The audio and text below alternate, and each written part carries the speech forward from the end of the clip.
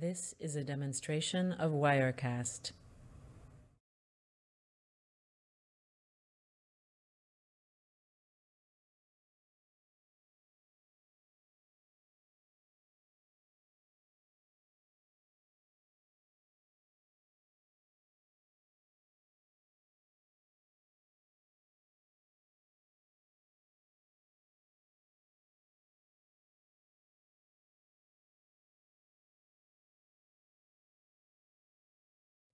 This is a demonstration of Wirecast.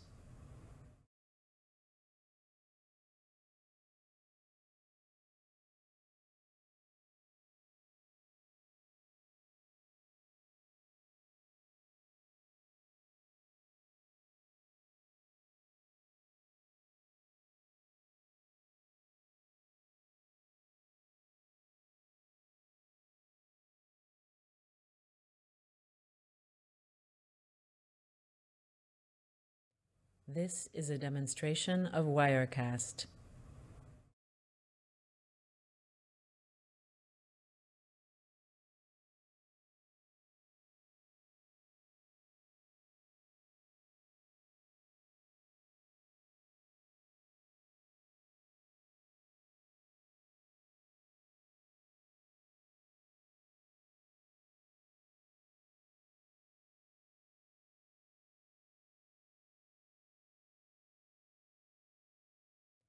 This is a demonstration of Wirecast.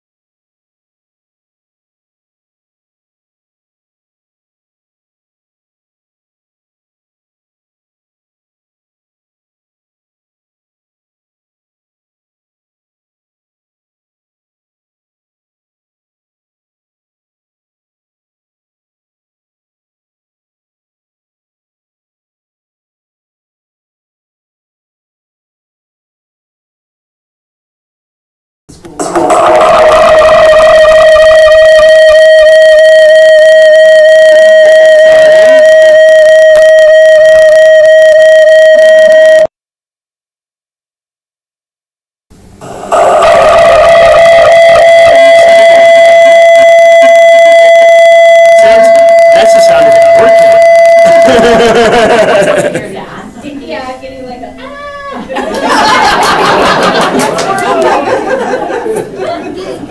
Starlight's dinosaur. So people can hear them. Yay! So are we all ready? Yeah, looks like we're all running, yeah. Ready? Okay. There's a delay. There's a delay. There's a delay. That's why Luke used to wear headphones. There's a delay. So want me to move the camera back on you guys now that the sound's working? It doesn't matter. There's still text that Okay. they want to see. Cool. So just a reminder, I'm Heather Smith. I'm currently the art studio teacher, but just a little bit of background that I bring to this particular committee. So prior to coming to FHM, I was part of an international baccalaureate elementary school, which there's only a few here in Colorado. So a little different philosophy, but innovative just the same. Then when I came to FHM, I taught in upper L2 for a few years, so I have background in teaching in the general classroom as well as my current position as the art teacher here. In addition to being a staff liaison, I'm excited to say that I'm also part of the middle school transition committee, which ties into this This is a demonstration position of a great deal, Wirecast. and I'm also part of the communications and branding committee, so which all contribute. So I'm just excited to help us move forward in a positive way.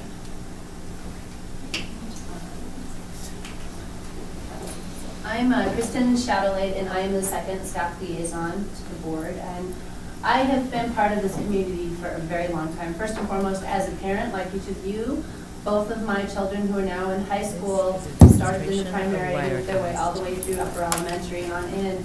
And then I decided that my second career, I decided that I really, really loved this. Being a spelling mom wasn't just quite enough, so I got into teaching and have been teaching in my position as primary lead teacher for 8 to 9 years now. I've been here on staff. So I was on the staff last year. I was on the, as a staff liaison again last year, and so I carried over this year knowing that there was all kinds of interesting things happening. But I've always been interested in knowing and having my pulse on what's going on with the school. So being part of the board of directors as a staff liaison has always been of interest to me. So I think you're all going to be very excited about what we're about to share and moving forward in very positive ways.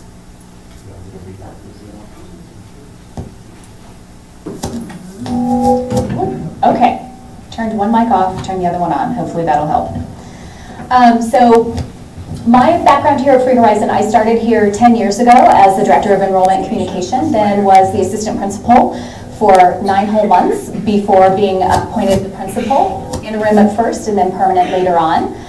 And my own daughter also attended Free Horizon. My younger daughter did for her upper elementary years. She's getting ready to graduate from high school, so that's pretty exciting. So we have a few norms tonight. So we are providing a webcast and recording, and we're asking that those be the official mechanisms. We are working with some pretty timely and sensitive information, and we are in the midst of a really big negotiation with the district, and so we've coordinated the information that they are sharing and we are sharing. There is a letter that's going out to the Pleasant View community at 7 p.m. tonight, and I asked for that to be delayed until we have the opportunity to meet as a community together first. We are asking that you keep track of questions on index cards. As we go through some of the information, you will have the same reaction that I once did, which is, what? Whoa, huh? And so I get that, and how's that gonna work? And what about this, and what about that? A lot of that has been figured out, and a lot of it has not. And so some of the questions you might have will be addressed later in the presentation. So if you could hang on to those on your index cards so you don't forget them, and then we'll have a Q&A session at the end. And then we will also be capturing additional questions later on through an online form as well, so that if you think about things, if you're like me, you'll percolate on it, and then 2 weeks later you'll be like, what about this, what about that? And then so that everyone can hear and engage, please silence phones and escort any upset children into the hallway. Hopefully that won't be a problem. So this is a slide that we've shown a few times, but this is where we've been. So in 2006, the school opened in 2002 in a strip mall near 20th and Youngfield. In 2006, we relocated to this facility and substantially reconfigured the interior spaces from a call center into a school. And then in 2010, we purchased this campus for $6.5 million, and we built the new upper elementary wing and playground, the primary playground, and added the athletic field, all at the same summer. And then in 2014, we secured a BEST grant to replace the HVAC systems, our roof, and our RTU's fence and parking lot surfacing, and some drainage issues, some of which work really well and some don't. And then in 2015, we installed the solar array through a power purchase agreement. And in 2016, the district went for bond. They were going before the voters for a bond. And so we updated our facilities master plan, and we raised $15,000 at spring fling toward a new elementary playground design. And in the summer and fall, we did a play yard RFP. And then we were looking at refinancing our current bond and leveraging that with funds that would have been gained through the district's bond initiative in order to trigger our desired expansion. But in November of 2016, you might remember there was a little election that happened, and the 3B bond failed. And the bond market went from the most favorable in 25 years to the least favorable in the history of public bonds. So the funding source dried up. But not to fear, in 2017, in January, we took a deep breath, decided to regroup, and we started the evaluation of a more phased approach to our facility expansions here at 581 Conference Place. And while looking at options for additional space for this current school year, conversations began with Jeffco. So the elephant in the room is, how did the topic of relocating to Pleasant View Elementary even come up in the first place? We're going to blaze through a few slides that oversimplify these conversations, but they do capture the essence between Free Horizon and Jeffco. And we've just created two characters, Free Horizon and Jeffco. Really, there are several of us at Free Horizon and several people at Jeffco, but this is the essence of the conversations that occurred. Hey, on February 10th, Free Horizon calls Jeffco and says, we need more space. Do you have any temporary buildings available? On February 24th, Jeffco says, well, we'll soon have a school building available. Are you interested? On March 7th, we said, interesting idea. Can we check out the building? Jeffco, sure. If you decide you're interested, send a letter of interest to the superintendent. So on March 7th, 2017, so yes, more than a year ago, our Director of Finance and Advancement, myself, our board president, and our facilities manager toured the facility to see if it would work for Free Horizon. So on March 24th, between March 7th and March 24th, we did a lot of research. And so then we said, hey, we've done a lot of research and think relocating to the facility could be great for Free Horizon, the Pleasant View community, and Jeffco. Here's our letter of interest. That's actually a copy of our letter of interest. We know the Jeffco Board of Education can allow the facility to be offered to a state agency, political subdivision, municipality, or quasi-governmental corporation, which is us, prior to offer to the general public. Please consider us first. On March 29th, Jeffco says, thanks, we'll be in touch about next steps. On April 19th, hey, any news on those next steps or anticipated timeline? On April 28th, we provided a letter to our communities about the status of the process and invited everybody to a community meeting. We held that community meeting on May 15th of 2017, and basically we left for summer break, telling our families to check their emails often because we might be moving over the summer. Because at that point in time, we were expecting the building to go up for sale on June 1st. So in May, June, and July, there was a whole slew of emails and lots of phone calls and lots of communications, and there were lots of reasons why it got delayed, and no, it's not going up now, it's going to go up at this time, it's going to go up at this time, and it never went up. And so then in August and September, any news? Chirp, chirp, chirp. Apparently there wasn't. So in October, hi again. We're still interested in that great facility and prepared to make a market value offer. Jeffco, we remember we're meeting with Pleasant View community members next week to see what they hope happens with the facility. That was October 10th. November 9th. Hey, how did that meeting with the Pleasant View community go? We were hoping to move forward quickly so that we can plan for the 18-19 school year. Here we are again, planning ahead for our growth. Jeffco, well, we decided we want more feedback from the community, so we're hosting a meeting on December 5th. We have many parties interested in purchasing the site. We will share use ideas, but not specify parties who are behind those uses at the meeting. So hold on tight, we want more feedback from the community. So, okay, that's reasonable. So on December 5th, Jeffco held a community forum at the Pleasant View Elementary building to share 6 potential uses for the site and gather feedback from the community about each of those uses. And many of our administrators, board members, staff, and parents did attend that meeting. And the broadest support was for the facility to remain a school. So that was in December. So 3 days after that, Free Horizon sent an email saying, hey, as we prepare for the first round of choice enrollment starting in January, we thought we would check in to see if there's still a potential path forward for Free Horizon at that site. Because, like they said, there were several interested parties. Jeffco said there's definitely still a potential path forward. Decisions will not be made in time for choice enrollment, though, so maybe you should reach out to the Pleasant View community. Remember, Jeffco cannot provide FHM with any preferential treatment.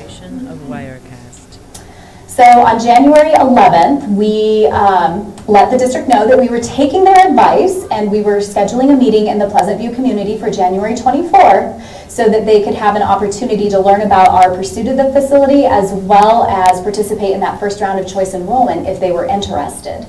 And we provided the invitation. And Jeffco says, thanks for keeping us informed. And then on January 29th, I got a voicemail. Jeffco says, hey, what would you think about becoming a Jeffco option school? And this is a direct quote from that voicemail. I still have it.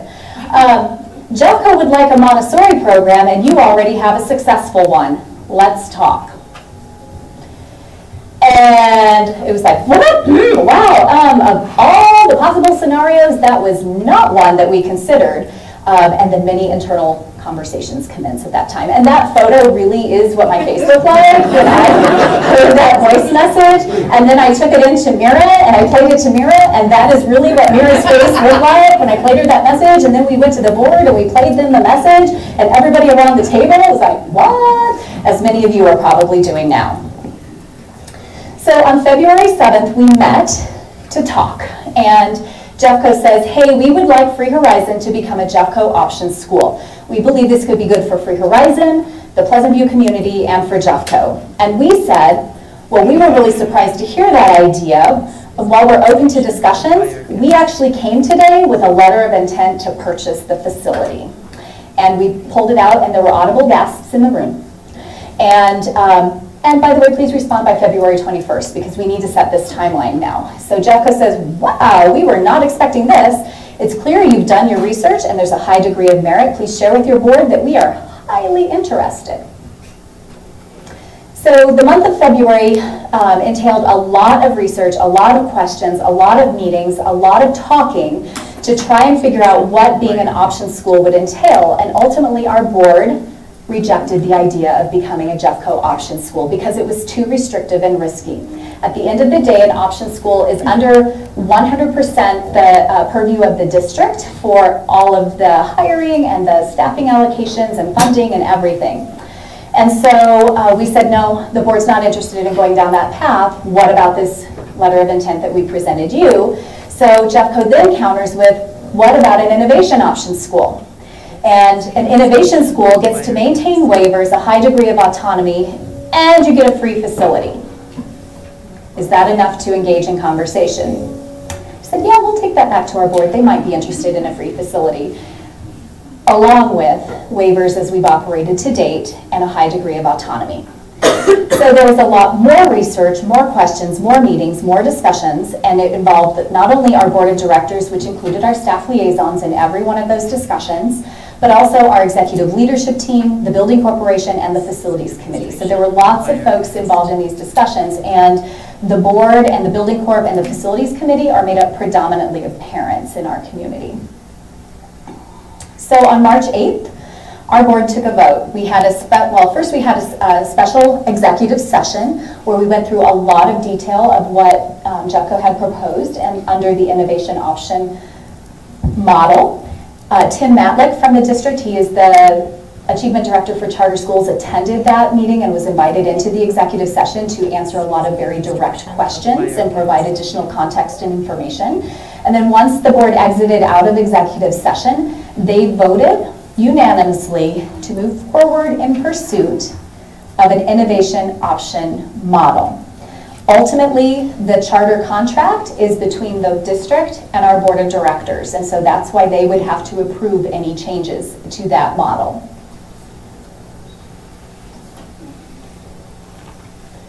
So, Innovation Option School is a brand new idea for Jeffco. Jeffco currently does not have any innovation schools. And so there are multiple components that must come together to make this work. It requires a great deal of trust between both Free Horizon and Jeffco in order for this to happen. And if the innovation does not work out, we're going to go back to the pursuit of the facility through the open bid process. So in other words, there's not much to risk. Some other things. We are trailblazers in this work. As I said, we would be the first innovation school in Jeffco. The district views us as a worthy partner in embarking down the innovation path because there's a lot of give and take and a lot of negotiations that go into this. And so it's actually a very high compliment that they would like to embark on this with us. So how does an innovation option school function? So option schools are under the purview of the district. Innovation schools are under the purview of the state. So an innovation option school has to marry the two.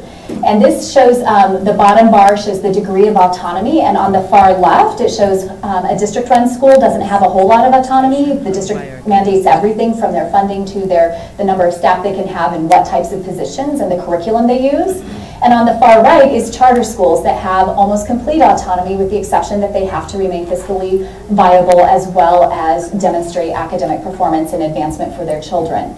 So the light blue line, or the kind of electric blue line, shows the range of where innovation schools fall. It's anywhere along that continuum, and we're aiming for the far right part of that in terms of where we would want to land, maintaining the highest degree of autonomy and control, much like we do now. Option schools have a facility provided by the district, access to additional district resources, they participate in student-based budgeting, and they have limited autonomy. However, they usually provide a unique curriculum that is different from the standard curriculum throughout the district. Innovation schools have waivers, and all of the waivers that we currently operate with from state law and district policy have already been granted a minimum of 2 and more than 60 times in some cases to other innovation schools in the state. So we would not be asking for any waiver that is different than anybody else has ever asked. It wouldn't be the first time going before the Board of Education. An innovation school maintains a high degree of autonomy, so we would be keeping either a board of directors or steering committee, and our board and steering committee would maintain the hiring and supervision of the principal responsibilities. The principal would continue to control all of the other hiring as things are, and I have made very clear in all of these negotiations, we are a package deal. If this goes through, we're picking up everybody here, our staff, our students, our families, we're moving everybody over. Nobody's staying here. So it's they don't get to say you don't get to have that position or this position and that sort of a thing. And then we would maintain control over our curriculum instruction and all that goes with it. And we would maintain a high degree of financial autonomy ranging from a model very similar to our current one or closer to SBB. This is the biggest area of negotiation because the district would really like us to be closer to what the other district schools are doing, and we would really like to be closer to what we're currently doing.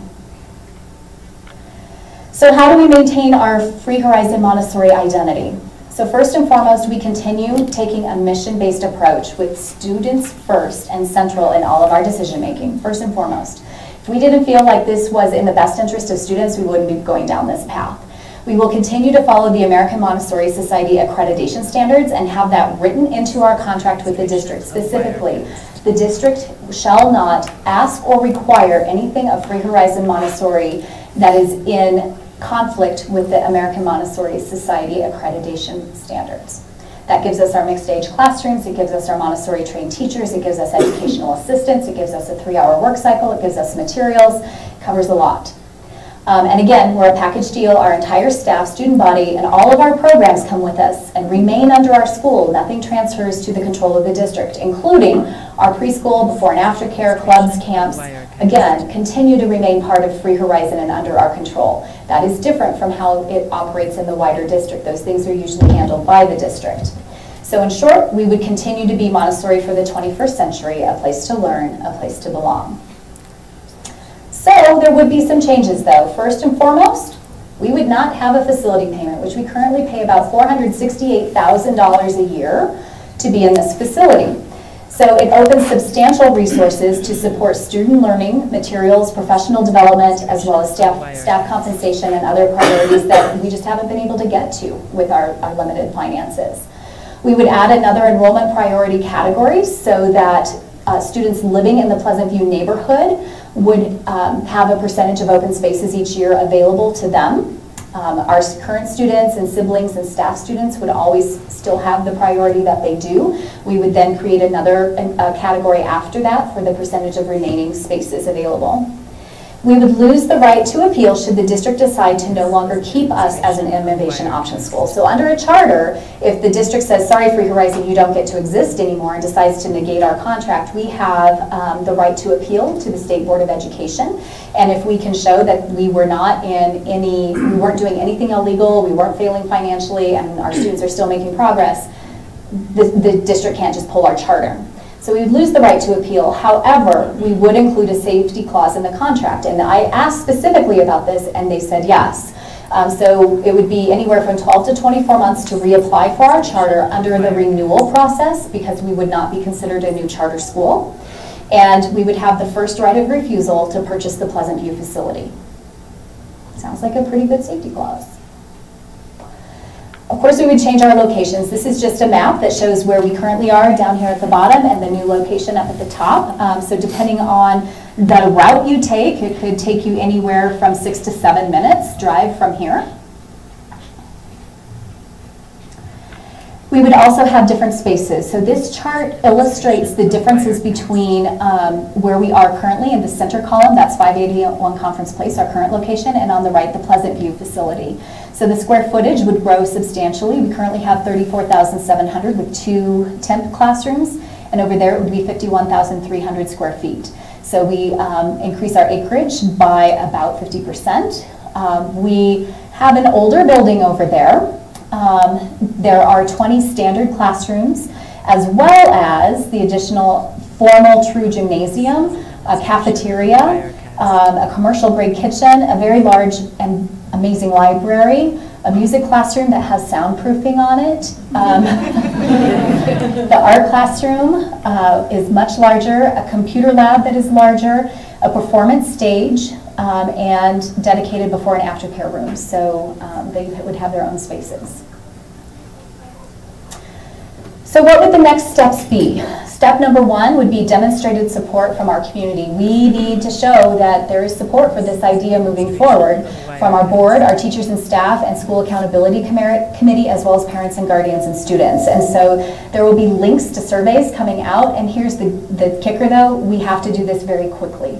So we're going to be sending these out in the next week or so, because we go before the Jeffco Board of Education on April 5th. And I'll tell you why that timeline matters in a minute. So once we have the demonstrated support from our community, our key FHM personnel meet with Jeffco personnel in order to work through the specific details of personnel, finances, division of operation responsibilities, safety clauses, and all of the details that are going to go into that contract with them. We are also simultaneously creating an innovation plan, and our FHM board has to vote to approve that innovation plan, because it would essentially mean that if it's approved, we're going down a different type of school organizational path. And then we appear before the Board of Education on April 5th to provide an overview of that innovation option model, as well as the innovation plan application. The Board of Education, like our board, they have to hear items of material consequence first, and then they don't vote on it until the second time that they see the information. So then approximately 2 weeks later, they would actually vote to either accept or deny that with the Jeffco Board of Education. So that's about mid-April. Then, if they approve it, it gets submitted to the Colorado Department of Education by mid-April. And the reason is that we need to get on the State Board of Education June meeting in order for this to all be approved in time for the 2018-19 school year, because our fiscal year begins on July 1st. And the State Board of Education, anytime you submit something for them to read and vote on, they have 60 days to act. So mid-April, in order to get on their June meeting calendar, is when we have to get that information to the State Board to vote. Then we also are in negotiations for finalization of our new operating contract. And then it would go into effect July 1st. It's vitally important, as it will be our new governing document in place of our charter agreement. If it is not approved by CDE, Jeffco intends to appeal and reapply. And then the next step, well, this is actually some of these are actually happening simultaneously. Facility preparation. We have to prepare both this building to vacate as well as prepare the new building to move in. Jeffco would begin completing infrastructure repair and maintenance items throughout the spring and the early summer in anticipation of our relocation. And then finally, the big move. So summer camp would still be held at this location, and then we would be hiring a corporate moving company, and our anticipated actual move date is around the 1st of August, so after the conclusion of summer camp. We will have opportunities for families to visit prior to school starting, and then school it begins on Monday, August 20th, and it would begin in the new location, if all of this goes through. So we have to show that we have community support, we have to show that we have board and accountability and staff support, and then we have to have the options plan and the innovation plan approved by both Jeffco and the innovation plan approved by the state in order to make all of that happen. Communications plan. So tonight we're having this meeting. Jeffco letter goes out to the Pleasant View community in about 17 minutes. And then before spring break, you would have a communication from Jill with tonight's information and a link to the recording of the community town hall meeting. If we can get that done tomorrow, we will, but the video actually has to process in order to be posted, and that takes hours of time. So as soon as it's done, it'll be out. And then ongoing, and then before spring break, we would also have a Survey Monkey open so that we can gather questions from community members as they arise. As well as ongoing, Jill will continue to work with the Jeffco Communications Department to assure that our families receive current, correct, and timely information as the process unfolds. And she will also be reaching out to Pleasant View community members to continue building relationships and foster goodwill with our new neighbors so that we can hopefully integrate in a very positive way as we move. Now we have questions. If we become this innovation option school, from what I understand how this works, this will significantly increase, or the possibility of significantly increasing the number of students at the school. And if that happens, how would FHM handle that increase? So it wouldn't increase the number of students dramatically. It honestly would allow us, our primary classrooms would have fewer children in them. Our elementary classrooms would have the same number of students in them, and we are at this point in time not planning to change anything that we wouldn't be doing here. So we're not like adding 6 new classrooms. We are simply maximizing what we already have. So for instance, next year in this location, we were planning to open Primary 5 for a 3 full-day program. And so that's happening whether it's here or there. If it happens over there, it can be a full classroom of approximately 25 students. If it happens here, it will be a classroom of 15 students. And it will be in what is currently the music classroom, and the music classroom will be moving into another temporary building. So would it be, forgive me because I don't understand how it works, but I know charter schools are, you get on a waiting list to whatever. Innovation option schools is just you can enroll, there's no waiting. Nope, it's exactly the same choice enrollment process. Is it still choice? Okay. Oh, I get it. Yeah, so the question was about how enrollment works. So option schools in Jeffco, their enrollment process is 100% choice enrollment just like ours, unless they have something written into their agreement with the district that specifies differently. So we would continue to have our priority categories and add another one for some of the openings for Pleasant View families. Yes, Megan. As one favor, would you please repeat the questions? Yes, so that we can hear I will that? repeat the questions. And then the first question I have is, would we sell the current building? Would we sell the current building? So at this point in time, Jeffco wants this building. Yeah. So we would be, under innovation option, we would pretty much be picking up and moving and assigning the bond to Jeffco. Yes, Megan? I have two questions, but we can like bounce. Okay. So the first question is, there has been some reports of lead problems in the water within older school facilities. Are there plans for repairs, refurbishment, or of any of, it cuts it off, of any of the facilities? Right, so the question is about that there had been some concerns regarding lead in the pipes of some of the older school buildings. The answer is that Jeffco 2 years ago actually had to mitigate all of those problems in all of the schools. They tested every one of their facilities, and in all of the facilities where there was an identified issue, they did the repairs and replacements at those points in time. And so that is absolutely part of the consideration, would be making sure that as they kind of bring the building, it's not vague. There aren't people in it right now, but it's been winterized, but it's not like they discontinued the water or discontinued the electric and so forth, but as they bring it back up online, those are some of the things that we would ask them to do to assure that nothing has changed since then. Yes, did you have a question? Weva? There's a question about whether tuition would change. Okay, so the question is about whether tuition would change. No, the board has already voted on tuition for next year. That is already done and approved, and it has no bearing on the operations, because the tuition piece of it goes to support the primary program, which in and of itself it's a more expensive program to run. Yes? What, if anything, would change from a student's perspective other than just being in a different facility? My daughter heard a rumor that the classes are all going to get shaken up at different teachers. Oh my goodness. Different classes. I promised her I would ask. I can see where that would be concerning. So the question is about what would change from a student experience standpoint. Specifically, are classes going to be mixed up and that sort of thing? So the answer to that is that no. So again, like I said, I kind of did the model of we're going to lift everybody up and kind of shuffle over there and put everybody in their new classrooms. And so the classes would remain intact. The teachers would remain with the same students here. Of course, next year, our third years are moving up to fourth, and our fifth and sixth years are moving up to middle school next year. Heather? Can I jump in? Yes.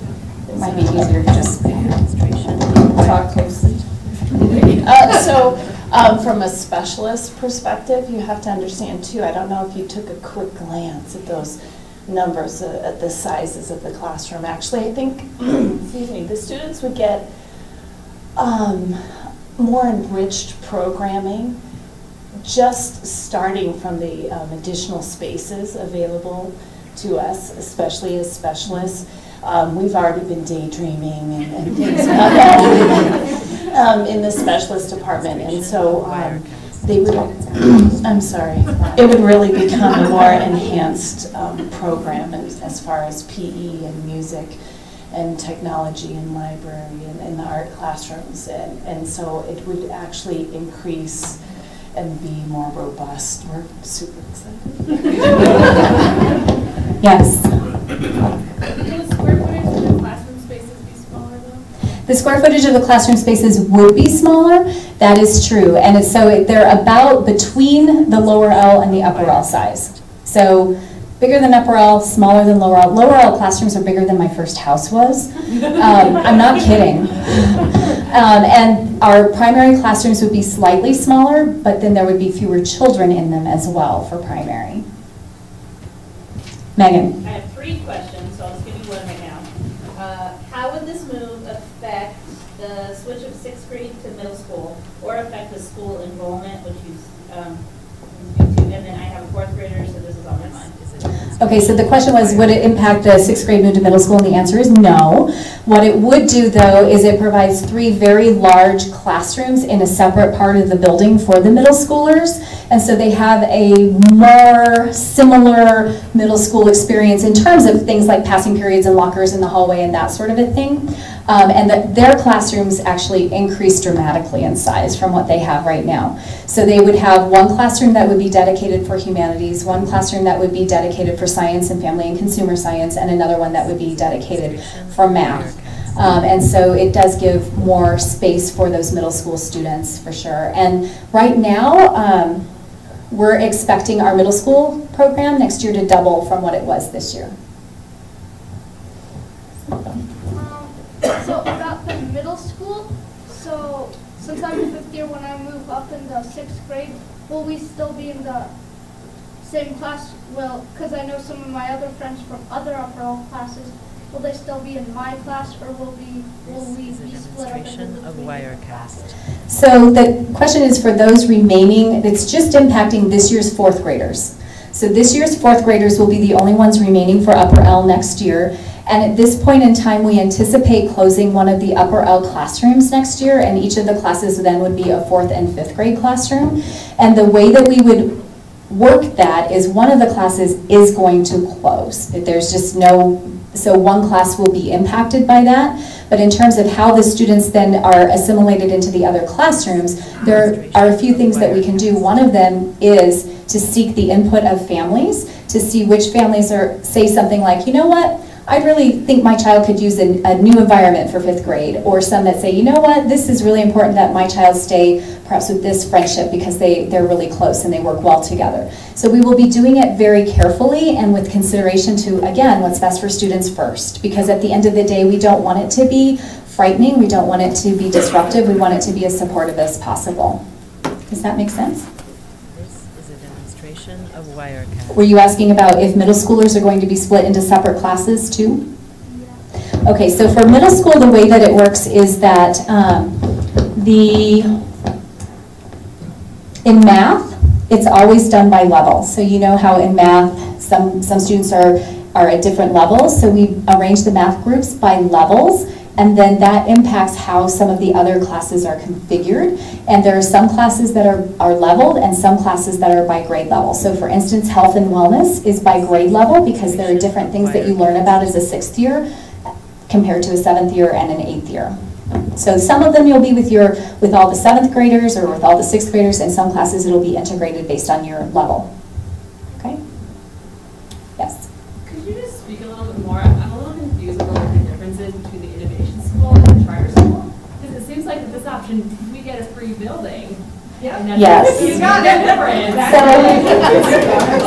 Right. So the question is what the difference between an innovation school and a charter is, because it seems like a big one is that we get a free building. And yes, that is the #1 biggest difference, that the district can provide us with the building because they can provide that to us as a JEFCO. We would then be a JEFCO option school instead of a JEFCO charter school. And under the Charter School Act, charters do provide their own facilities out of their operating funds. We do lose that right for appeal if the district pulls, but what we're asking is to have our contract have that safety clause that allows us to apply for a charter renewal, not a new charter, but a renewal, in the event that they decide that they no longer want a Montessori option school. And then also the first right of refusal at the facility, because that's also important. If we grow roots within that community, the last thing that we want is for the district to change their mind or the political winds to change and then be without a facility. I have 5 questions. What is JEFCO's motivation to switch us from charter to an innovation option? Yeah, so seeking JEFCO's interest in all of this. There are a few places that I think that they have an interest. One is they really do want us to be in that building. They really do have interest in this facility, and this seems to be one of the easiest ways to do that under a lot of different statutory requirements. And so that's one of the things that they have. And they really do want a Montessori option. I know that they actually had pursued that with another one of the charter schools in a different part of the district at another time, and it didn't work out that way. But at this point, I do know that they do have an interest in having a district Montessori option as well. Are you ready for my next question? Yes. Any considerations to adding high school since there are additional classrooms and square footage? So the question is about additional, are we considering adding high school with the additional square footage and classrooms? And the answer to that is no. And the reason is, A, there is already a Montessori high school, and there just isn't a demand in this county for 2 Montessori high schools.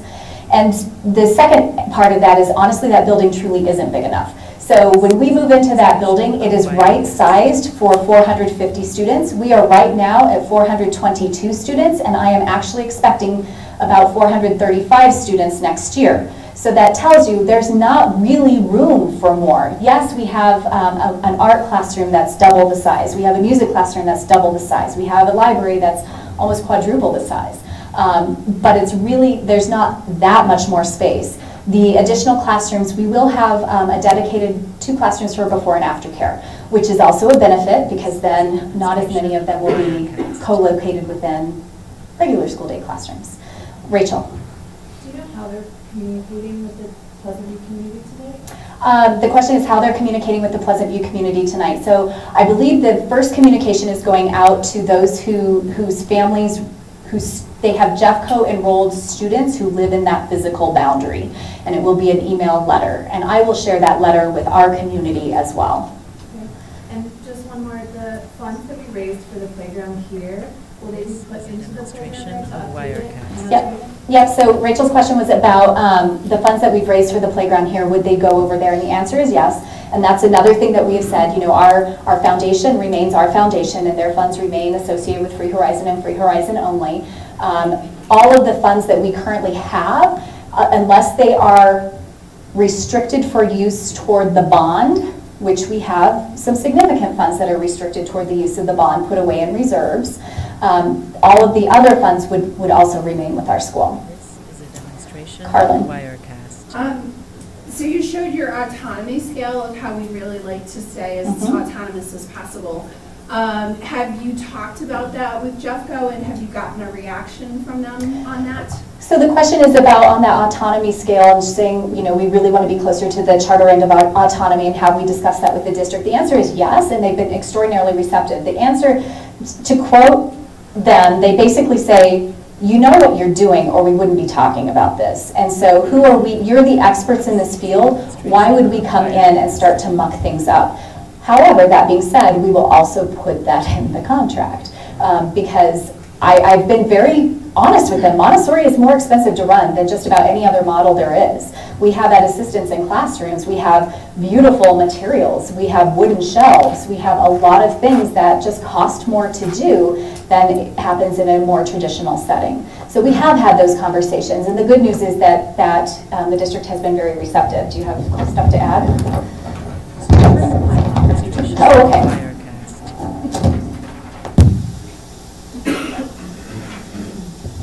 That work?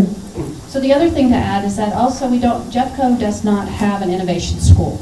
They don't have any. If you look, DPS does, you can look on CDE's website, type in CDE, innovation schools, and there's tons of stuff. There's tons of applications. There's just a wealth of information. There's no Jeffco schools. And so the other thing is that we're a good institution. We know what we're doing. We're very confident we can help Jeffco succeed in figuring out what does an innovation school look like in Jefferson County. Because we're the first, we can trailblaze, but then also help set the path and opportunity for other schools. Maybe there is a neighborhood school that that could benefit from the work that we test or the things that we try. Right here is it's like 2 pages of management services Jeffco provides. And we're going to go through and negotiate some of these. You know, some of them we know, like that we do already, but I don't want to go through and read it. They're going to do our snow removal. Yeah.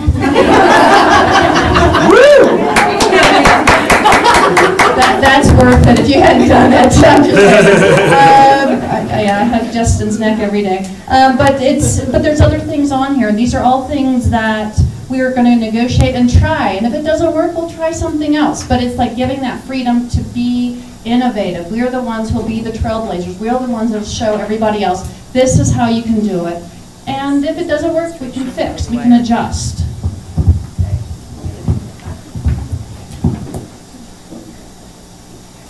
Does this increase the amount of assessments going from a charter to a option school? The question is, does it increase the amount of assessments? And the answer is absolutely not. We already are mandated to participate in all of the state testing stuff. And under state law, we are also required to give formative assessments, which is our math assessments. And under the READ Act, we're required to do the Dibbles test, which we do. So it's not going to change assessment at all. That's the good news. Yes. Buses come into play? Yeah. So I'm curious. Buses, is it an option? It's one of those things that we have to negotiate. And so I do know that some option schools, not all, but some option schools in the district do have limited transportation. What they say each year is that it's never a guarantee for the option schools. It's kind of, they do all their neighborhood school routes, and then if they have time and resources available, and they have a concentration of folks from one area going to a specific option school, then they will look at that. It's cost-based, and it is in the district as well. Students pay to do that, but that's a point of negotiation. I don't know what the answer is. Can I ask a question for the Oh, sure. Okay. Would the board and administration be looking to increase the number of middle schoolers because of this move? Would the board and admin be looking to increase the number of middle schoolers because of the move? No, not beyond what we had already been projecting for our long-term growth plans. Continue on with that, because there's another question about class size. The next one is to have smaller primary classes. Would you need to eliminate students currently enrolled for next year? If not, how would you reduce class size yet keep all of this? Okay, so the question is about primary class sizes. If you need to reduce, will we need to cut any of our current students? And if not, how does that work? The answer is no, that when we did our choice enrollment in January and offered spaces out, we haven't offered more than can be accommodated in the classrooms over at Pleasant View, is the short answer. The longer answer is that there are 6 designated rooms for primary at Pleasant View, and we currently have 4 here, and we were planning to open 5, pre-5 next year, so that still gives us a little more flexibility and room for elbow room. Yes? What is the Demonstration number of one Wirecast. top priority for things to do with that money that's not going into the Okay, so the top priority for the money that wouldn't be going into the building is supporting student learning. So that's materials in our classrooms. We will have to invest in the new classrooms that we're opening. And then staff compensation is huge, because right now our salary scales are based on 92% of the district. And while we are increasing our benefits allocation next year, it's still not the same amount as the district, so those are our top priorities. Demonstration of Wirecast. 100%? So the question is, will we be able to meet 100%? The answer is I don't know. In the slide deck, we showed that the next step, we have to have meetings with the key personnel over at Jeffco to have those conversations. What exactly would that look like? Here's what we think. But for with it being a Jeffco facility, they do the snow removal, they do the maintenance, they do the landscaping and that sort of a thing. We still get our facility manager Rockstar, which is awesome, but then we also get other things from Jeffco because it's their building and they have to protect their asset at that point. And so all of that is to be negotiated, and there are some things like we may want them to provide Jeffco custodial services, or we may want to continue with a contracted cleaning service. I don't know what the differences are, but those are all conversations that we need to have. Carlin? So one question is, are we just swapping the 2 buildings, and what happens to the equity that we've already put into this building? Yeah, so the question about swapping and equity and all of that kind of stuff. So in essence, yes, we have invested in this. We don't have a ton of equity because, as you know, when you get like a mortgage, the first several years you pay more in interest than you do in principal, and the same is true in the bonds that we have as well. 2020 is the earliest that we can do anything with this building without a significant cost penalty. And so by reassigning the bonds to Jeffco, which has a higher credit score than we as an individual school do, and they are more credit worthy, then the district can absorb that into their portfolio of properties, and they have some options to do with the property as they will. We're not really losing anything. I mean, really, if you look at it, there's about $5.4 million owed on a $6.5 million bond, so about $1 million that we've paid in, and we're moving into another building for nothing. So maybe you could equate it to, we're actually getting that building for about $1 million. Megan. Is there a lot of construction to be done over the summer to be able to move? Is there a lot of construction to be done over the summer to be able to move? You know, all of that is under negotiations as well. So the district had published some deficiencies at that location, and we've been negotiating those things with them. Some of the things that were on that list wouldn't be applicable to us, and so it's not really that important. We've already had conversations of some of the things that would be important to us, and so all of that would be under negotiation. However, understand it's their building, so they get to make those decisions. Ultimately, at the end of the day, it's in their best interest to make sure that they are providing a well-maintained and repaired, a building in good repair. Here's our list. Yeah, so our list is, well, and one of them is 2 pages. So it's 3 pages of things that we're wanting to negotiate with them. And some of them are simple, and some of them are more in-depth. And when we had originally done our letter of intent, we had it broken down into 3 timed phases between now and 2020, because that is when we anticipated finalizing the property swap. So there are lots of things that we've been doing in order to make this a smart use of our taxpayer money.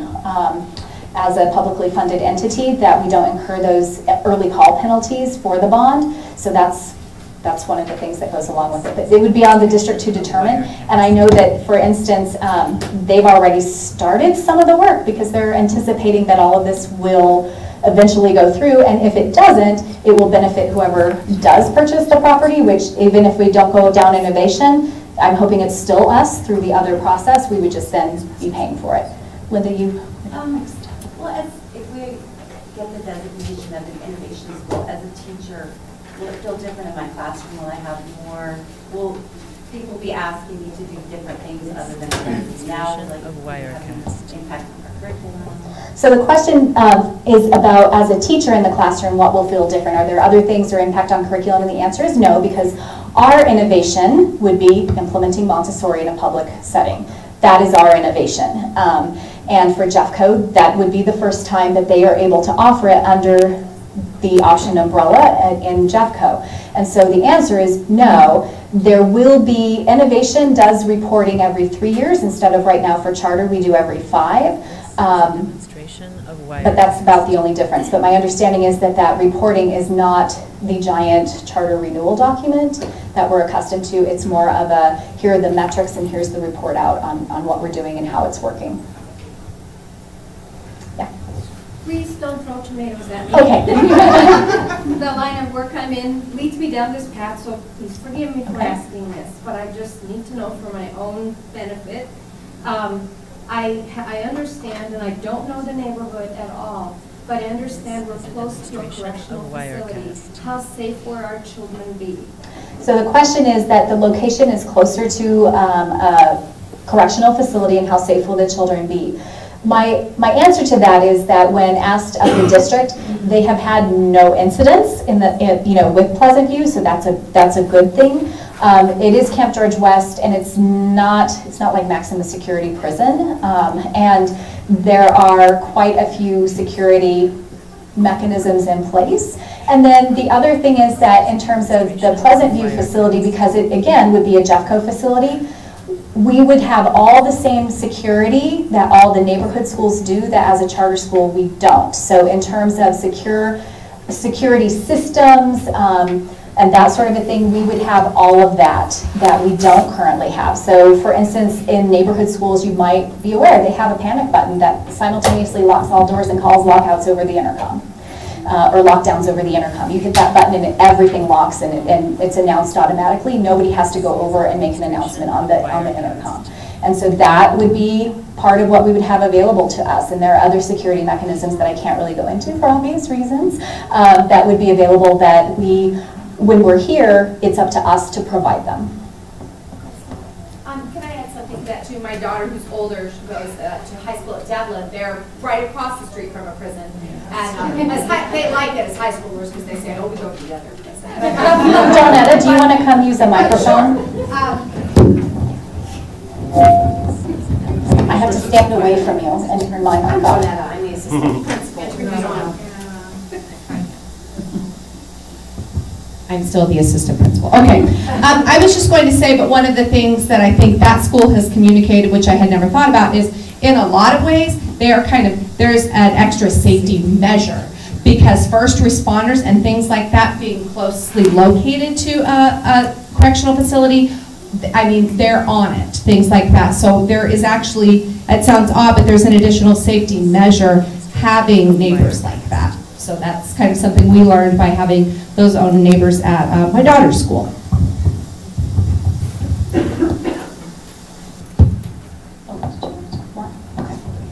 Megan. The question is, what is the value of the Pleasant View facility versus our current facility? Is this a fair trade with the complication of changing our status with the district? So the question is about the valuation comparisons between the two facilities and whether it's fair, and our board does believe that it's fair. And the facilities committee and the facilities committee and the finance committee have also vetted the numbers behind it, and they do believe that it's a fair trade, and actually in a lot of ways it's probably to our advantage. Would the lunch system be the same now that you would have a lunch room, and would would you reinstate the Golden Backpack program? So the question is about lunch program and Golden Backpack program. So next year we would continue with Revolution Foods because when the district shut down the building, they removed all of the commercial kitchen, many of the commercial kitchen things, not all of them, but many of them. And so that would need to be reinstalled, and that would be a point of negotiation for us. It would be probably incumbent upon our community to do an evaluation of whether we would want to go to a district-provided lunch or not. We used to do that.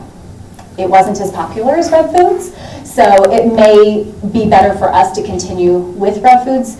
As far as the Golden Backpack program, as far as supporting our students goes, we already do that, so our students are part of the Golden Backpack program. It's an opt-in, so any family who has children qualify for free or reduced lunch and they want it, they get it.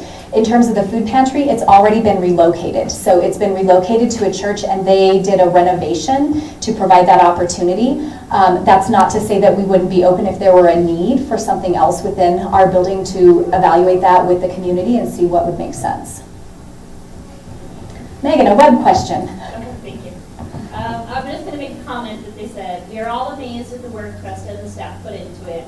The next one is, yes, I can't believe how much has been going on, how much work they've been putting in. Huge things. So thank you.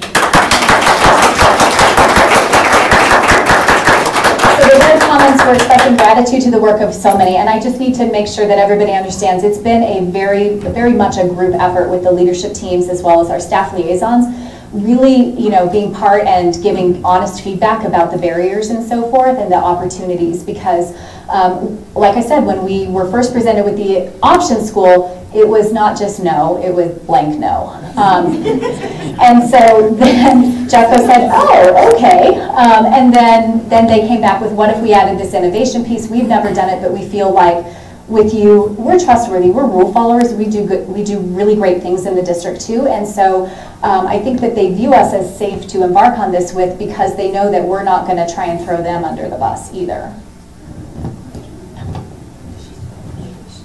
Oh, Carlin, did you have a question? I did. So this all sounds beyond amazing. And you mentioned community meetings. What are the dates of them, and do you want us to show up?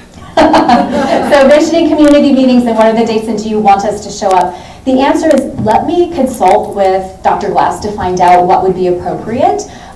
April 5th is the first meeting, and then approximately 2 weeks after that would be the anticipated, it's anticipated that they will schedule a special meeting to vet this further and actually complete a vote, I believe. And at that point, that might be the time, but I think that we absolutely could start garnering and gathering letters of support. I have some from children, go figure. And we'll be sharing this information with the children as well, probably that first day back from spring break, because I'm already doing assemblies with them anyway about state testing and talking to them about our, what are we doing? We're doing lip syncing or something, challenges if we meet our attendance challenge this year with staff, staff karaoke, staff karaoke. So maybe I'll whip out Whitney Houston again. But The yes. sooner we know, the sooner we can Yes. raise babysitters to show up. Perfect. So we'll get that communication out and ask the question of that tomorrow. Another web question, and then we'll go to. So I'm going to combine these two, and it's, will the CSN exist in its current form? And then the second question is, how will that change affect our fundraising and the need for it? So I kind of feel like So will the CSN continue to exist, and will this impact our need for fundraising? So the answer is yes, the CSN will continue to exist as a private foundation to support our school. Under innovation option, it would be easier for them if they wanted to become a PTA, but they are their own board and their own organization, and it will be up to them. They may choose to continue being the Free Horizon Montessori Foundation that exists to support Free Horizon. That's up to them, and I hope that they continue on with us. In terms of fundraising and the need, I honestly don't know the answer to that question until we hammer out all of the different details with the district, and it may very well be that it reduces the need over time, which would be lovely. Yeah, James. How does this change our per pupil funding from the state?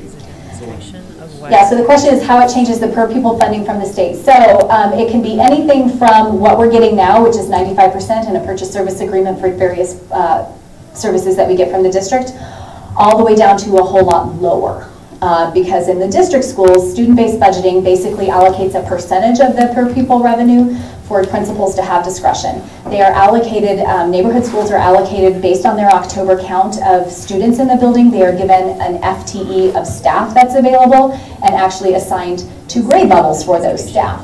And the district also then pairs people for art, music, and PE because a full-time art, music, and PE teacher is actually extraordinarily rare, so most of them teach at least 2 schools. So that's why we have really been advocating for maintaining more of the charter side of things on everything from autonomy, and autonomy includes fiscal autonomy. So I would rather get the full 95% of the per pupil revenue like we do now and have our own decisions to make. And that's part of the talking about our art, music, PE, and library teachers. They're coming with us. Our special ed staff is coming with us. That's part of that. And so far they haven't balked at that. And they've also asked about how making sure that our employment agreements for next year have an assignability clause so that the district can pay them out of district funds too. So, yes. Evans. Yeah. I'm sorry if you already answered this. Is Jeffco going to pay for the actual physical move? Is there going to be a big volunteer approach or something? So the question is whether Jeffco would pay for the move or whether it'll be volunteers. So no, they're not paying for the move, but no, we're not having volunteers do it. So we would be paying it or paying for it because that is worth every single penny. A few years ago, what was it, 2014, when we got the roof replaced, we had to move everything out of this part of the building, and we did that. Well, we had a company that helped, but we did all the packing and they just moved the boxes. And no, we're going to have them pack, they're going to move, they're going to unload into the classrooms, and they're going to help. So yes, we're going to pay for that. Do the classes all have windows and a garden available? Do the classes all have windows and a garden? And the answer is every classroom that is a daytime, that's a general ed classroom, they all have windows, and not just little windows, but lots and lots of windows. So the exceptions are the music classroom still does not, but there's windows right outside of its doorway. Our classroom does, lots and lots of windows. The tech lab does not have windows. The library does not have windows because it's right in the middle of the building, kind of like our original library was here. But all of the classrooms that children spend time in have windows. In addition, between the primary wing and the middle school wing is a courtyard with raised garden beds already there. So lots of great opportunities for middle schoolers and primary kiddos to work together. I'm already dreaming about that.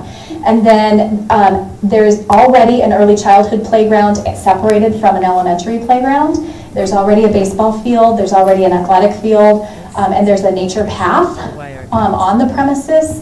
And then our raised garden beds are going with us as well. So, yes. Are there stairs? Are there stairs? So yes, but it's also really fun because the part of the building with primary, middle school, admin, and tech lab, library, and PE is ground level with the front of the building, and all of the elementary classrooms are ground level with the back of the building. So all students have ground level exits for emergency. Yeah, there's an age you can't have stairs between children who are under 8 years of age and an exit. So we can have kids on any floor of the building because of the way that it's configured. And there's an elevator. Yes. Would the playground remodels still happen if we are in innovation school, or we have the playgrounds as they are? So would the playground renovation still happen? The answer is yes. So we kind of have to restart that process with that site, and that's why we put it on hold, because it is very, as you know, site specific. The good news is that Stone Landscape Architecture, he's enrolled his child here. So, so he's part of our community too, and that happened well after we had engaged in that process. And so the good news is that I think that there is still appetite and interest on the part of the folks that we had originally engaged to help lead us through that process. Yes. This one's from Facebook. It sounds like we're giving up $1 million equity position for no guarantee of free space. Am I misunderstanding Krista's answer? Can we negotiate that? Maybe get like a 3-year guarantee? So the question is about it sounds like there's $1 million loss in equity, and that's where that safety clause comes in with the first right of refusal, and we would need to write in what that looks like. And so again, those are all pieces that have to be negotiated in there, but please know that it is incumbent upon our finance committee and our board, as well as your administration, to assure that we're making this a good deal for us. However, also understand Jeffco has an interest in this as well. So it has to be, I think, fair across the board for both organizations. And I have confidence that we can work that out. And our early call is over $1 million right now. Oh, right. So the point that Hillary's making is that if we were to sell this building today, if we were to just walk away or sell it, our penalty is over $1 million. So it's actually a good deal for us. Megan? I have 2 questions from Facebook or from YouTube. I'm only giving one right now. How would Carline change? Bus service. You spoke to the bus service. Okay, so the question's about transportation and will Carline change? Yes, because it will be in a different location, and Carline is absolutely site-specific. It will change, and that will require some thoughtful planning and implementation and training and so forth. Pleasant View had a car line, and so we will probably look at what they were doing previously to see if that would still work for us. I know that they have far more parking spaces than we have, which is amazing.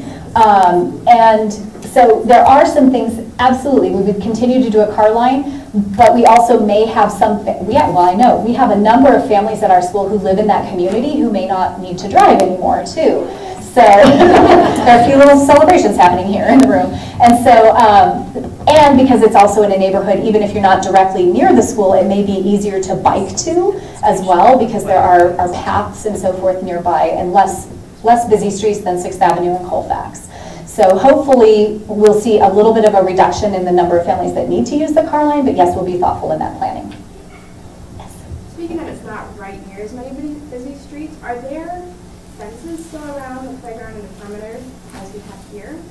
So the question is about whether there's fencing around the perimeter, and the answer is yes.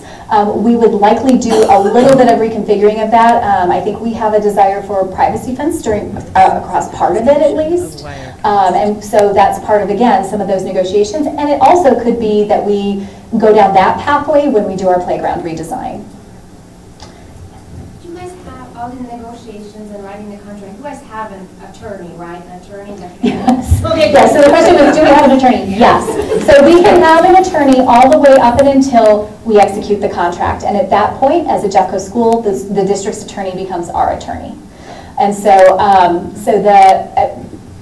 yes, we do have an attorney. He is aware of this process, and as we start to go through these negotiations, we actually have 2. We have a commercial real estate attorney, and we have our charter school attorney. So we've got 2 different attorneys that are working with us on different aspects of this work. Dave, did you have a question? Yeah, question. The charter contract is good for 5 years. Is there the same kind of window for the innovation contract? And if there isn't, what's the likelihood of the district or the board or the superintendent down the road changing some of this autonomous role like that?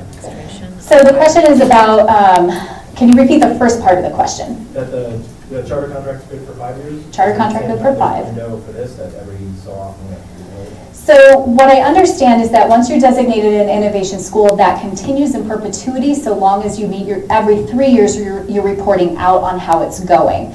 Historically, the schools that have had that status pulled and other interventions tried are innovation schools are used for 2 different purposes. One purpose is to do something new and innovative and different and exciting, or provide an opportunity for students that don't exist within the district itself. The other one is mandated in order to improve student performance.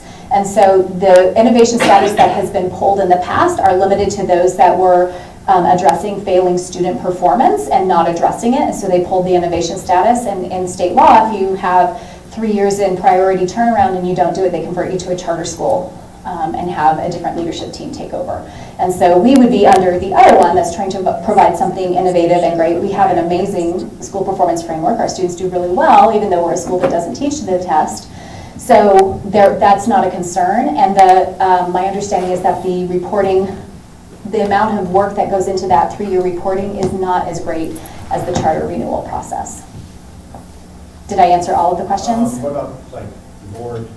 Oh, the board turnover and that sort of thing?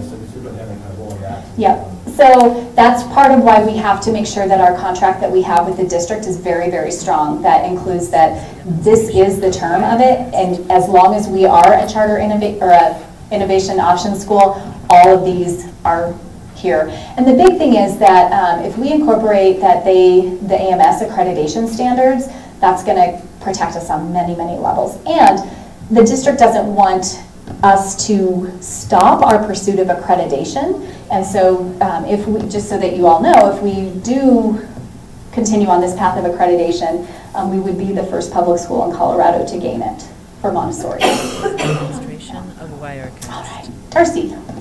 I was just having to Google this because I thought I heard something a while back about Jeffco School launches $1 Million Innovation Fund. Is there any chance that some of that money could be shuffled our way as the first innovation school? Okay, so it talks about the Jeffco has a $1 million school innovation fund. That's something that Dr. Glass established this year, and the innovation fund is open to teachers doing direct applications, but only Jeffco and option schools can apply. So right now as a charter, we're not allowed to apply. We would be able to apply if we became an innovation option. But right now the way it is that typically it's a teacher that's applying. It's not necessarily a whole school, but that I didn't read the rules close enough because we weren't eligible to apply this funding round. But I do know we would be eligible to apply. Megan, another web question. Then James. Are all classroom staff going to be district employees? Are all classroom staff going to be district employees? Yes, everybody in our building would be a district employee. James. What's going to happen with solar panels and power purchase? Solar powers and power purchase agreement. That is an excellent question. We don't know yet, is the short answer. But in the event that we're unable to move them to the new building is really also set up quite well for solar. So that's the good news. And if we weren't able to move, we would look at adding them on that building as well. Can I follow up on the district employee? Mm-hmm. Can you speak to union and contracts and that? Yeah, speaking to union and contracts and that's what innovation is. You are giving up the union and the contract. So that is what an innovation school is. It is saying that we have exemptions. That's one of the waivers you waive out of, which also means your teachers don't pay into the union dues and so forth. Right now our teachers don't, and they're not part of the union. Would it be possible, or maybe it's already being thought of in the contract, to have some sort of mechanism that if Jeffco ends up not selling us a Pleasant View and they pull our status, they would have to help us find or facilitate us somewhere else? Like, I just have this fear that we get all set up and it's wonderful, and then something happens and they want to sell it to a developer, and they do, and then we have nowhere for the school because we can't come back here. We're already too big, and who knows what they've done with this. Like, would they have to help us find some new space if they're not going to sell us Pleasant View? Do you want to talk about that? Repeat the question. No, I'm thinking. So the concern is, the question is relating to what happens in the future as if Jeffco decides. Worst case scenario. And that's what we're trying to work into negotiations. That's the key thing. The devil's in the details. Right now, everything we've shared with you is the umbrella. This is the path we've chosen, but there's so much that needs to be worked out. And that's why right now, the what if, hopefully we will be thoughtful enough to have that integrated into the contract. What if this happens? We will need you to. That component. One of the key things I'm going to do a plug for is that we are putting out a survey component. And the whole idea of it is whether you're a student, a parent, a teacher, you're working in the classroom, different parts of our committees. I mean, it even allows, if you check all that apply, because we have so many people that wear so many different hats. But a gut check. Do you support this? Do you not? What are your questions? And then there's a section on here you can say, yeah, I support it, but there's a section on here. It's like, give us ideas to consider, questions, concerns. What are we missing? Because these are things that we're going to look at and go, as we're going into these discussions of, wow, okay, got it, let's cover, because we're going to cover our assets. Seriously. And so that's where, literally and figuratively, and so that's where we need to know those things. What are we missing?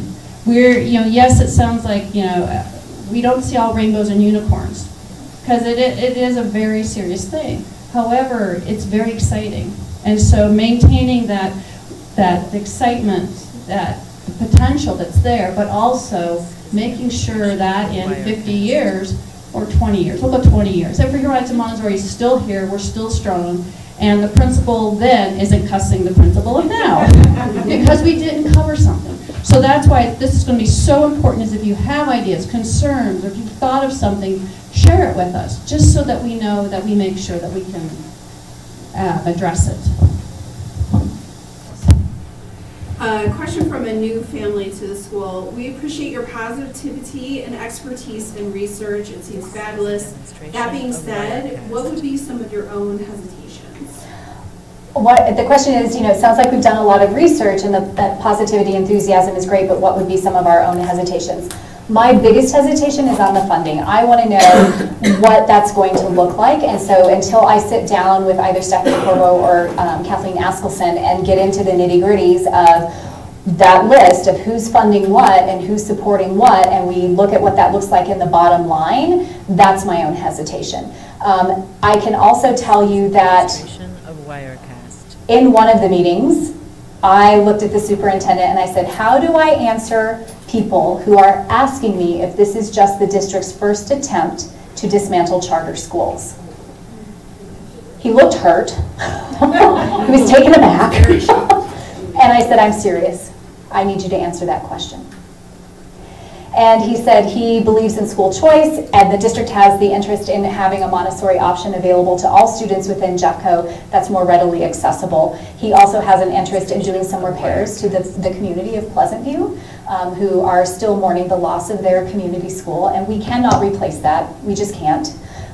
We aren't Pleasant View, and we're not the same, and it won't be the same when we're there. However, the community also spoke pretty loudly about wanting a school in that facility moving forward. But I've asked some really direct questions. I have asked why we can't have some special consideration. We are a high-functioning school that's been in Jefferson County for 16 years. I think we're entitled to some special consideration when it comes time to dispose of the building. And if we go down that path and this innovation thing doesn't unfold the way that we're hoping that it will, we will still go down the other path through the public bid process. And we have a strong offer, and we're not asking them through that process. We wouldn't be asking for them to give us the building. We're talking about a fair market thing. So, and then at that point, we would actually be better off because that building is cheaper and the long term, anyway. But so I've asked tough questions, and at every point, I believe I'm getting honest answers. One of the other pieces, too, of hesitation is making sure we maintain our American Montessori Society credentialing. So we need to make sure that is so key. We're a Montessori school, hello. So that's one of the, if they said, no, you can't do, or you can't, then that's where negotiations would stop. It's also looking at our staff, maintaining that autonomy to select our own staff, because it is a specialty item. Those are things that are important to us. And maintaining Montessori, our motto, maintaining Montessori for the 21st century. I don't think I said that right, but you know what I'm saying. So that we have gone through those things. We've made it very clear that these are the aspects that are very important to us. Other questions? So if the innovation part falls through and you go to the backup plan of purchasing the building, what happens if you can't purchase the building? Is there something in the back pocket for what you would do next? So if we don't get to purchase the building, we stay here. And the timeline would be such that you would implement any building changes that you wanted to implement? So at that point in time, the board would need to pursue what other financing options are available. The tax code changed significantly in the last year for tax-exempt bonds. And so there are more restrictions on that, and it would be more challenging to be certain. In the event that Jeffco passes a bond initiative with the voters, we can anticipate that they will continue to include charters in one way, shape, or form, and it would be incumbent upon us to determine how we would best invest those dollars that would be due to Free Horizon in order to realize those long-term facility goals. In the short term, the most immediate steps for next year, if we're here and we're not over there, we're securing another temporary building for the Tony Shees Music Annex. And then converting what is currently the music classroom into primary 5, so that would also, depending on the timing of it, it may or may not work out to be able to install a bathroom in that space for the upcoming school year, or it will happen the following year, or perhaps over winter break. We'll see how it all works out. And then we, as before Jeffco called and said, hey, we have a building, our first call was, do you have a temp building? That was our first call to Jeffco. We want to move Tony into a temp building. He makes beautiful music, but it's loud music. And so that was our first call, and it was a desire to move that so that we could make space for P5. And at that same time, our board was looking at how do we do a phased expansion instead of doing the whole kit and caboodle all at once. And there's already some ideas and work that was done in that endeavor that we would just revitalize and elevate again. Any other questions?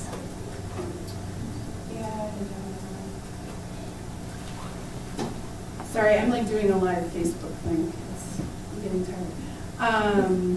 If a family decides they don't want to move, what options do they have now that we've already completed choice enrollment? Is their only option to get back in line at other schools or to enroll in their neighborhood school? So the question is, for families that don't want to make the move, what options would be available? And here's the thing. We've been in these conversations for more than a year, and we've been very transparent that we've been in these ongoing conversations. And so at this point in time, families would have the opportunity, they would need to go to whatever school they were interested in and inquire what the process would be. And is it, do they have a waiting list or not have a waiting list? It's 6 minutes from here. Yeah, it's 6 minutes from here. Yeah, it's not far. And depending on which direction you're coming from, it will be less than that because of that intersection at 6th and Colfax. I'll get to avoid that intersection, happy day, but some people won't. Will you anticipate any change in our fees? Change in fees, the board has already approved those for next year, and so again, it will depend on how things work out. So we have had to proceed forward, just so that you know, Mira and I are developing, it was originally 2 budgets. We were budgeting for a scenario where we were remaining here, and we were budgeting for a purchase of Pleasant View. Those were the 2 scenarios. Well, now we have option number 3.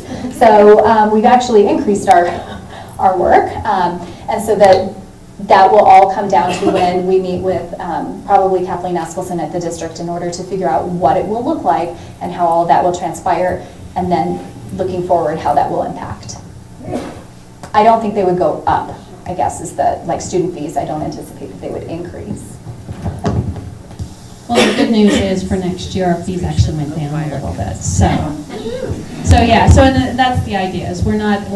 I think that we'll continue to be able to evaluate it based upon what's within the criteria. So we can't just arbitrarily say, yeah, we've got a new building, we want to do this, we're going to raise your fees. It has to end up in the hands of the students. So this year, the fees are going to go, well, upcoming school year, the fees are going down from this year. Will the current board stay in place? Will the current board stay in place? That's the expectation at this point. Whether it's called a board of directors or a steering committee is yet to be negotiated. We would prefer to keep a board of directors. The district wants a steering committee. We'll see how that all transpires through our negotiation process. Jonathan, you're shaking your head. What's in a name, right? Yeah. And what can parents do right now to make it the best move possible? What can parents do right now to make it the best move possible? Well, I would say stay tuned and read things as they come through so that you stay updated on what is happening, and that when it is the time for us to either write letters to the Board of Education or come to the meeting or both, to do that, and to also then just keep reading what those needs are as they arise. I am certain there will be opportunities if this all transpires at the new property for preparing some of the classroom spaces. Obviously, whenever, you know how it is when you move into a new house, it's like you don't know where the furniture is going to go to be the best it can be, so you have to move it 6 times until you like it. Our teachers may need help with that. They may need parents to come in and help rearrange the furniture and stand back and the teacher go, and be okay with that as the teachers figure out what's going to be best for their classrooms and their new spaces and new configurations. There will be times to bring children through before school starts. We want them to get the lay of the land. We're hoping to also invite the Pleasant View community to come and see what we're like when we open the building as well. So we want people to feel comfortable, and so there's a lot to that. Survey, right? Oh yeah, complete the survey. Thank you. Yes, complete the survey. Yes, complete the survey. Please, please, please. Other questions? Oh. All right, so we found this quote from Dr. Montessori that says, growth is not merely a harmonious increase in size, but a transformation. And I think that is absolutely true. There is a magic number in public education that once you reach 400 students, it's a whole different ballgame. We're at 422 right now, so we're experiencing what happens on an exponential level with growth. You would think just a few more students doesn't make that big of a difference, but it does. And so we're in a period of high growth and high transformation and high transition, just like our adolescents are. And so, which is kind of appropriate as a 16-year-old institution in Jeffco. It's exciting to be sure, and it's a little bit nerve-wracking, and it's, we're going into some uncharted waters in Jeffco. This has been done many, many times in different districts throughout the state, but it is our first venue, first foray for Jeffco to try the innovation option route. I'm hopeful, I'm optimistic, but I'm guardedly hopeful and guardedly optimistic, trust but verify. And that's been our mantra all along, is make sure that we're looking at the details, and that's why we've involved the different committees who have expertise in different areas. And so we are moving forward as intentionally and as carefully as we can, while also trying to meet that timeline of opening our next school year in a potential new location. So the other thing would be that if people have questions, if you know the answer, share it. If you're not sure of it, refer them back to us so that we can make sure that the information that's out there remains correct and accurate and timely as time frames go on. Where do you have a question asked? So we will have a link for all of that in the survey. And I expect we'll probably do something like an FAQ page on our website and things like that, where we'll provide information as soon as timely. In some of these things, we can't provide it immediately because some of it we're still in that negotiation phase, and we want to make sure that we're sharing information that ends up being true and accurate. But once we do, and once we have it, we will absolutely share it. So what is the date again that we will know if we're actually hiring movers? Is it June, July? It's mid-June. Mid-June. Yeah, mid-June. At the latest, they have 60 days. So that's like the worst case scenario of when would be the last time that the State Board of Education could act.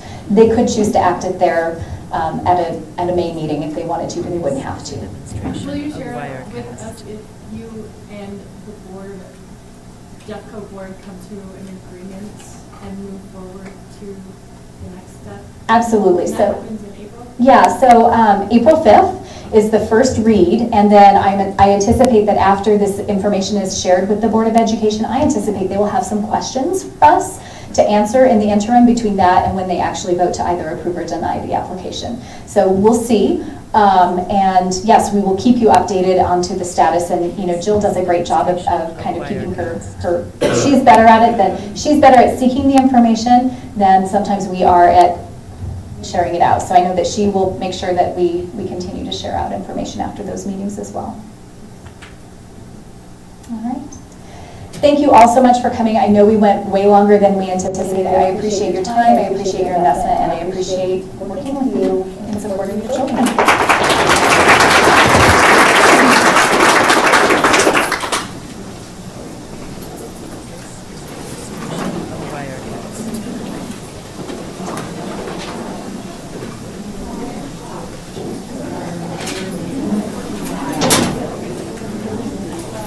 Yeah.